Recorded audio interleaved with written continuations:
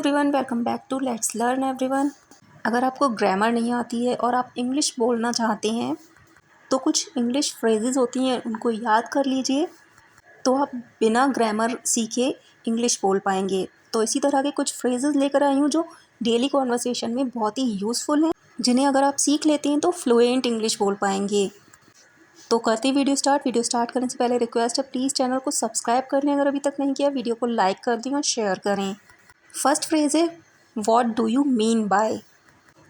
मतलब आपका क्या मतलब है। जब कोई हमसे कोई बात बोल रहा होता है और हम उसके मतलब को नहीं समझ पाते हैं तो उससे बोलते हैं आपका कहने का मतलब क्या है। तो इस तरह के सेंटेंसेस में हम बोलेंगे what do you mean by. Example है what do you mean by saying that. मतलब ऐसा कहने का आपका क्या मतलब है। सेकंड फ्रेज़ है it is up to you या it is up to me, him, her, जो भी है, जो भी सब्जेक्ट है वो हम इसके आगे लगाएंगे। तो इट इज़ अप टू इसका मतलब होता है यह आप पर या जो भी सब्जेक्ट है उस पर है। जैसे आपसे कोई पूछ रहा है कि मुझे वहाँ जाना चाहिए या नहीं, तो आप उसको बोलेंगे कि ये आप पर है, तो इसके लिए बोलेंगे it is up to you. या क्या उसे ये ड्रेस पहननी चाहिए, तो it is up to her. मतलब ये उस पर है कि उसे क्या पहनना है। एग्जाम्पल है it is up to us to help those in need. मतलब ज़रूरतमंदों की मदद करना हम पर निर्भर करता है या हम पर है। नेक्स्ट है डोंट एवर। डोंट एवर का मतलब होता है कभी नहीं।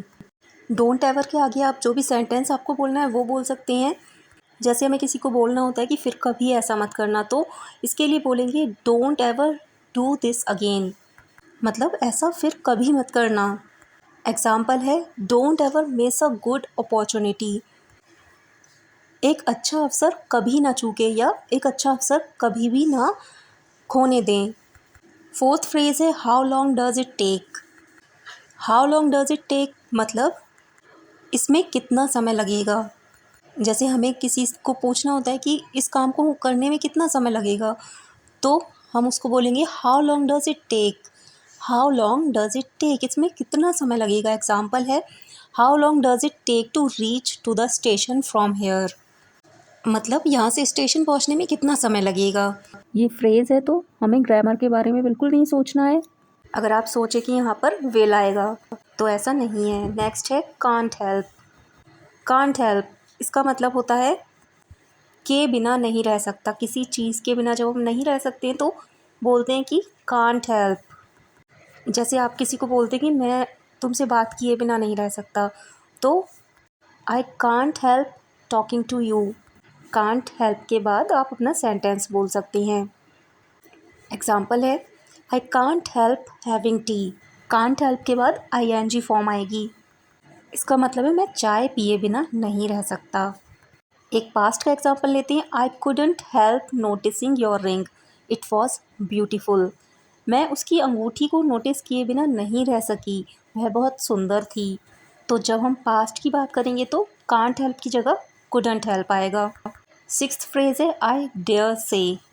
आई डेयर से मतलब ऐसा संभव है या ऐसा हो सकता है। जब कुछ होने की संभावना होती है तो हम बोलते हैं ऐसा संभव है या ऐसा हो सकता है, तो बोलेंगे आई डेयर से। एग्जाम्पल है I dare say he won't come to the party. मतलब ऐसा संभव है या ऐसा हो सकता है कि वह पार्टी में ना आए। सेवन्थ फ्रेज़ है there is nothing I like better then.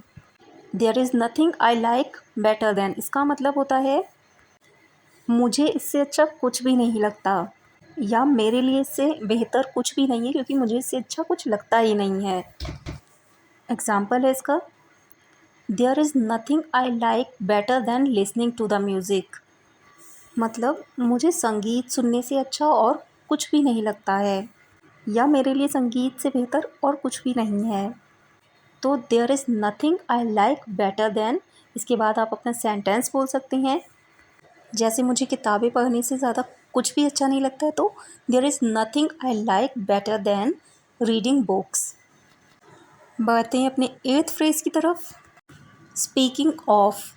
Speaking of का मतलब होता है से याद आया। जब किसी बारे में कोई बात हो रही होती है या किसी के बारे में कोई बात हो रही होती है, तो उसी बात से रिलेटेड जब आपको कोई और बात याद आ जाती है तो बोलते हैं कि हाँ, इस बात से मुझे याद आया। तो इस तरह के सेंटेंस में हम बोलेंगे स्पीकिंग ऑफ। जैसे एक सिचुएशन से समझते हैं, आप अपने फ्रेंड सर्कल में बैठे हैं और किसी की बात कर रहे हैं, तो आपको अचानक से याद आ जाता है उसकी दादी की तबीयत ख़राब थी, तो आप बोलते हैं अरे उससे याद आया उसकी दादी की तबीयत कैसी है। तो इसी तरह के सेंटेंसेस में इसका यूज़ करते हैं। एग्जाम्पल है, speaking of Ritu, what will you wear for the party of a wedding anniversary. Ritu से याद आया तुम उसकी शादी की सालगिरह की पार्टी में क्या पहनोगी। तो स्पीकिंग ऑफ से याद आया। नेक्स्ट है व्हाट इफ़। व्हाट इफ़ इसका मतलब होता है क्या होगा अगर। कभी कभी हम बोलते हैं कि क्या होगा अगर ऐसा हो जाए, तो बोलेंगे व्हाट इफ़। क्या होगा अगर ऐसा हो जाए। क्या होगा अगर तुम परीक्षा में फ़ेल हो जाओ, what if you fail the exam. Example है, what if it rains when we have no umbrella with us. मतलब क्या होगा अगर जब हमारे पास छाता ना हो तो बारिश हो जाए। 10th फ्रेज़ है, are you used to. Are you used to मतलब क्या तुम्हें इसकी आदत है। यूज्ड टू का मतलब होता है आदत होना, तो आर यू यूज्ड टू, क्या तुम्हें इसकी आदत है। जैसे हमें किसी से पूछना है क्या तुम्हें खाना बनाने की आदत है, are you used to cooking food. Example है, are you used to staying up late. मतलब क्या आपको देर तक जागने की आदत है। क्या आपको देर तक जागने की आदत है। स्टे अप का मतलब होता है जागते रहना। अगला फ्रेज़ है, इट इज़ योर टर्न या it's your turn. It's your turn का मतलब होता है यह आपकी बारी है। जैसे बहुत सारे लोग बैठे हुए होते हैं और कोई गेम चल रहा होता है, तो जब किसी का टर्न आता है तो हम बोलते हैं कि अब आपकी बारी है, तो बोलेंगे इट इज़ योर टर्न। और अब आपकी बारी है तो बोल देंगे it is your turn now. Example है, it is your turn to perform. प्रदर्शन करने की आपकी बारी है, मतलब परफॉर्म करने की आपकी बारी है। नेक्स्ट है no wonder. No wonder, no wonder का मतलब होता है आश्चर्य की बात नहीं की। मतलब कोई आश्चर्य की बात नहीं है कि ऐसा हो जाए। जैसे किसी ने टॉप किया एग्ज़ाम में, तो बोलते हैं कि कोई आश्चर्य की बात नहीं क्योंकि वो बहुत ज़्यादा पढ़ता था या पढ़ती थी। एग्ज़ाम्पल है, he just worked a 20 hour shift, it is no wonder he look so tired. उसने 20 घंटे की शिफ्ट में काम किया, कोई आश्चर्य नहीं है कि वह इतना थका हुआ दिखता है। नेक्स्ट है व्हाट डू यू से। व्हाट डू यू से का मतलब होता है आपकी क्या राय है। किसी से जब हमें कोई सजेशन चाहिए होता है या कोई ओपिनियन चाहिए होता है, तो हम उससे पूछते हैं कि आपकी क्या राय है। व्हाट डू यू से आगे हम सेंटेंस बोल सकते हैं कि किसी बारे में, जिस भी बारे में हमें राय लेनी है, तो what do you say about this new dress. इस नई ड्रेस के बारे में आपकी क्या राय है। मतलब अपना ओपिनियन बताइए कि आपको कैसी लग रही है, क्या राय है आपकी, अच्छी है या नहीं है ये। एग्ज़ाम्पल है, let's dine out tonight, what do you say. चलो आज रात बाहर भोजन करते हैं, आपकी क्या राय है। सिंपली आपकी क्या राय है बोलने के लिए भी व्हाट डू यू से बोल सकते हैं। एक और एग्जांपल लेते हैं, what do you say about coffee. यहाँ पर हमने व्हाट डू यू से के बाद में जिस बारे में बात कर रहे हैं वो बोल दिया है। आप कॉफ़ी के बारे में क्या कहते हैं, क्या राय है आपकी कॉफ़ी के बारे में। Why not. वाई नॉट भी एक फ्रेज़ है और इसका मतलब होता है क्यों ना।